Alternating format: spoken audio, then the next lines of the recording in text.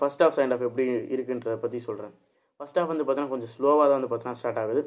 அதே இந்த திரைப்படத்துக்கு தேவைன்னே சொல்லணும். ஏன்னா இந்த திரைப்படத்தை பார்த்தீங்கன்னா கொஞ்சம் ஸ்லோவாக ஸ்டார்ட் ஆகி அப்புறம் வந்து பார்த்தீங்கன்னா பீக் ஆகும்.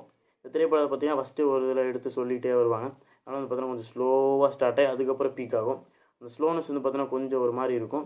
அதை நீங்கள் தாண்டி வந்துட்டிங்கன்னா அதுக்கப்புறம் வந்து பார்த்தீங்கன்னா சரவெடி உங்களுக்காக காத்துட்ருக்கு. ஃபஸ்ட் ஹாஃப் வந்து பார்த்தீங்கன்னா கொஞ்சம் ஸ்லோவாக ஸ்டார்ட் ஆகும். மற்றபடி ஃபஸ்ட் ஹாஃபில் எந்த குறையும் இல்லை. செகண்ட் ஹாஃப் பொறுத்த வரைக்கும் வந்து பார்த்தீங்கன்னா டெரிஃபிக்காக இருக்கும் செகண்ட் ஹாஃபு. அதான் சொன்னேன்ல, ஃபஸ்ட் ஹாஃபை தாண்டி வந்துட்டிங்கன்னா அதுக்கப்புறம் சரவடியாக இருக்கணும்.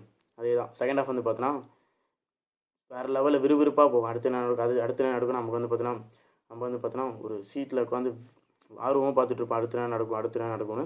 அதுக்கு அடுத்து அப்படியே பார்த்துட்ருப்போம். இறுதியில் வந்து பார்த்தீங்கன்னா கிளைமேக்ஸ் இப்படி இருக்கும். நம்ம இப்படி ஒரு கிளைமேக்ஸ், இப்படி ஒரு ட்விஸ்ட் வச்சு நம்ம எதிர்பார்த்த கிளைமேக்ஸ் வராது. அங்கே வேறு கிளைமேக்ஸ் தான் இருக்கும். ஒரு ட்விஸ்ட் வச்சே ஒரு கிளைமேக்ஸ் வந்து பார்த்தீங்கன்னா கொடுத்துருக்காங்க. செம்மையாக கொடுத்துருக்காங்க. நம்மளே எதிர்பார்த்துருக்க மாட்டோம் இப்படி ஒரு கிளைமேக்ஸ் வரும்னு.